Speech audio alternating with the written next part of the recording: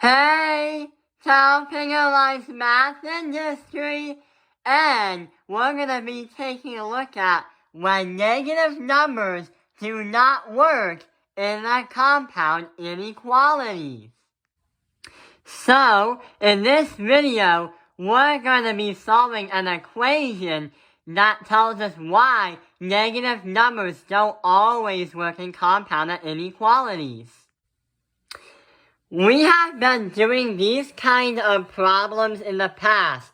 So if you got an answer to a question as x is less than 4, and if you graph it on a number line, that tells you that anything less than 4 or anything like 3 or less, that can be used and counted for.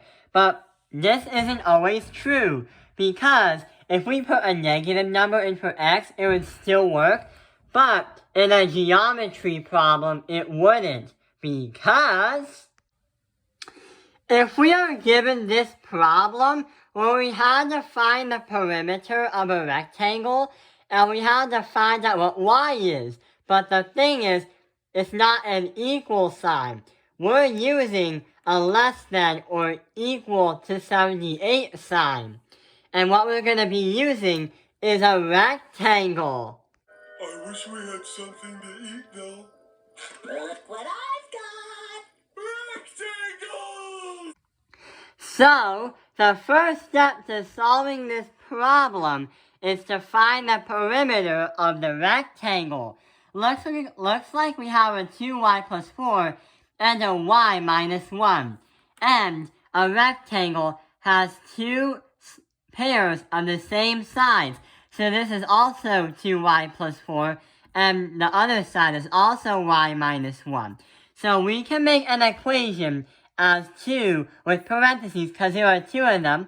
2y plus 4, close the parentheses. Then we can add that by even more parentheses. Since we have two of those, we have 2 parentheses y minus 1, close the parentheses, and we have this sign that we need to use.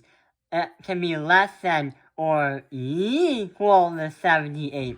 So whatever x is, or whatever y is, and whatever our equation is, it can be less than or equal to 78. Then we can start simplifying and solving. So the first step to solving this is distribute the 2 into these parentheses and the 2 into these parentheses. 2 multiplied by 2y is 4y, plus 2 multiplied by 4, that's 8. No more parentheses. And 2 multiplied by y is 2y, and 2 multiplied by a negative 1, a negative times a positive is a negative. That's going to result in negative 2. It's going to be less than or equal to 78. After doing that, we have a 4y, a 2y, an 8, and a negative 2. What we can do to these numbers, and we can combine like terms, or use the symbol CLT, because we want to make this equation as simplest as possible. So we have 4y and 2y, that will become out as a 6y. And we have 8 minus 2, we can add that by 6, is less than or equal to 78. After that, we can use SPE, so we need to get that number on this side. Minus this by 6 and minus that by 6. We get 72. 6y is less than or equal to 72. So when we solve this, we solve normally. So even though if this wasn't an equal sign, we would still divide both sides by 6 to get y alone. And y is going to be not equal, that's not the symbol we're using, less than or equal to 12. 12 multiplied by 6 is 72, but y can be 12 or less, pretty much. So, what is y? when we have an equal sign of y equals a number like y equals 10, that will tell us what y is. And normally, we would plug them into the formula to find out what the perimeter is. Plug in the y you got for your answer into these formulas. But the problem is, since we're using an inequality like this sign instead of our normal equal sign, there are many other solutions that could represent y, but there's a limit to this. Y can be a bunch of numbers, and it also means it can't be every number below or equal to 12. So we have to do a fact check. And this will also explain why negative numbers don't work when we're applying it to geometry. So, the first thing we need to do to fact check our work is we need to graph this inequality. So, let's make a number line, and we're gonna put 12 right here. We're gonna put 12 right here. And y is going to be less than or equal to 12. So we're going to have a bubble, but we have to have it filled in because it can be 12 or less. So we want to make the line go this way. Now comes the part why negative numbers and not everything below 12 will work.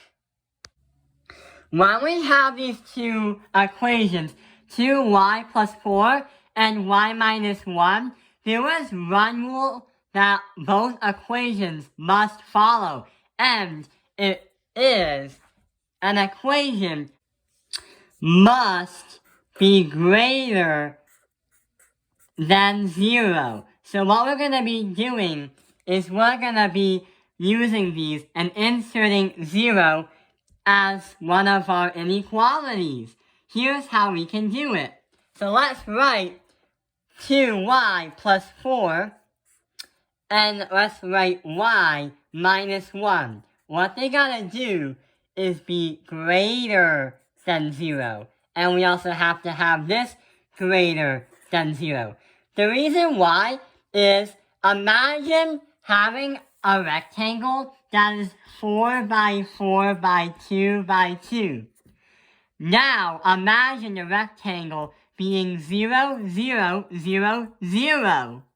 Hey, SpongeBob. Patrick, I'm sorry I doubted you. Well, all right then. Let her rip. It worked. Oh no! Look, SpongeBob's giant. Can I be giant next? Patrick, I'm not giant. You've shrunk too. You're kidding. Good thing I still got this pickle. Hey! So, if you have any dimensions in a shape in geometry that is 0 or a negative number, such as negative 2, then pretty much you're not actually having the shape right there. If you had a negative number, it would shrink and it would pretty much be gone. Oops. Uh-oh.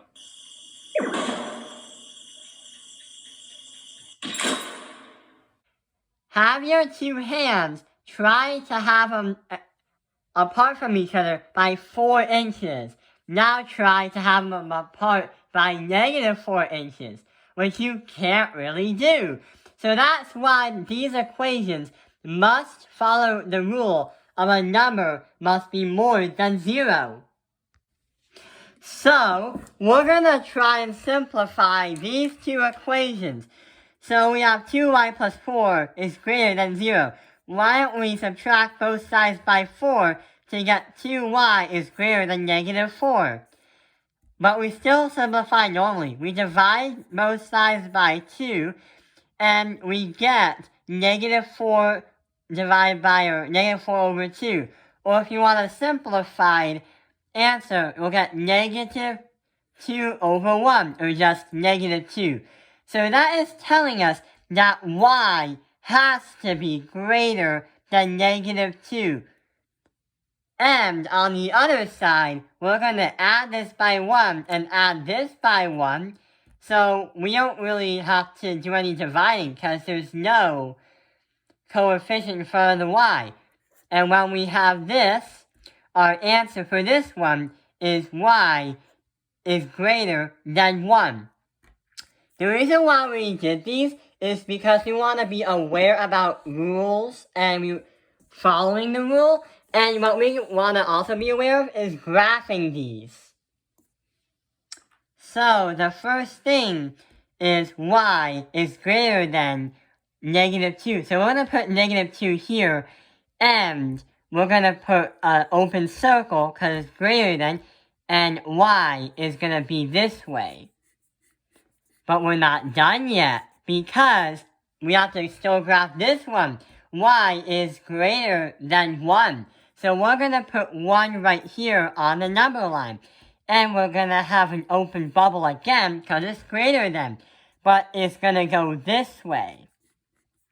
So it looks like we have 3 points or 3 lines on a number line. And to understand which numbers can be inserted into y for our rectangle, the numbers that will work will be shaded in right here and right here. So all the numbers like 1 to 12 will work because they all touch all 3 lines. The bottom one was the one we got from simplifying this equation. And these 2 top ones are the ones or the lines that we got by proving the rules where they both have to be more than negatives or 0. So all these numbers inside will work for y. I hope this video has helped you. Thank you for watching Tapping Airlines Math Industry. Like and subscribe. And to end the video, let's watch SpongeBob and Patrick argue about their candy bars. Do you want it or what? I don't want it unless you admit you took it. This is my candy bar. Liar, liar, plants for hire. It's pants on fire, Patrick. Well, you would know. Liar. Well, if you're gonna be that way, I'll eat it myself. You better not. Well, I'm warning you. Don't. Stop it. Don't. Oh. No.